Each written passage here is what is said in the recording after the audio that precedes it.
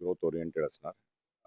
देशासाठी मागच्या काळात भरपूर अ, असे इश्यूज आले आहे जिथे अनसर्टन्टी ज्याला आपण म्हणतो, त्या अनसर्टन्टीच्या सामोराला कसा देश जाऊ शकेल.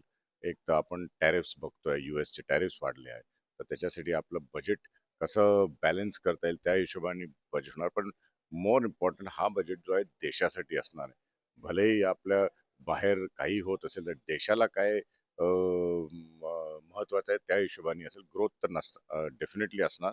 एक तर इन्फ्रास्ट्रक्चरवर जोर दिला जाईल, ए आय, डिजिटल टेक्नॉलॉजी.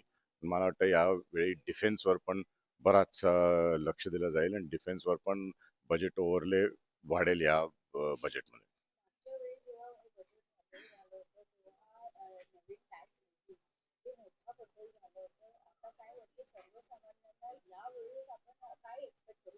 या बजेटमध्ये मला वाटतं की प्रॉबब्ली आपण जरा टॅक्स स्लॅब रिव्हिजन आपल्याला दिसायला मिळेल न्यू टॅक्स रेजिममध्ये. आणि बहुतेक कॅपिटल गेन्समध्ये थोडं स्ट्रीमलाइनिंग होईल. पण न्यू टॅक्स रेजिम जर प्रोत्साहित करायचं असेल तर बहुतेक टॅक्स स्लॅब्समध्ये काहीतरी ते अडजस्टमेंट्स करतील.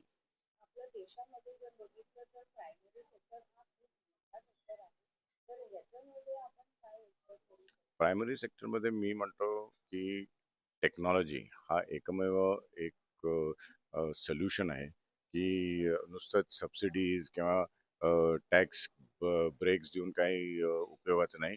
आपण त्याचं किती जास्ती वाढ करू शकतो ते टेक्नॉलॉजीज होणार. आता आपल्याला दिसून येत आहे की ए आय एवढं प्रमाणाने वाढत आहे की जर आपण सामोरं नाही गेलं का, त्याच्यावर आपण कॉन्सन्ट्रेट नाही केलं तर नुसतंच प्रायमरी सेक्टरवर सबसिडीज किंवा नुसतं बजेट कट्स देऊन ते ग्रो होणार नाही आहे. आपल्याला त्याच्यावर टेक्नॉलॉजी इन्व्हेस्टमेंट करावीच लागणार.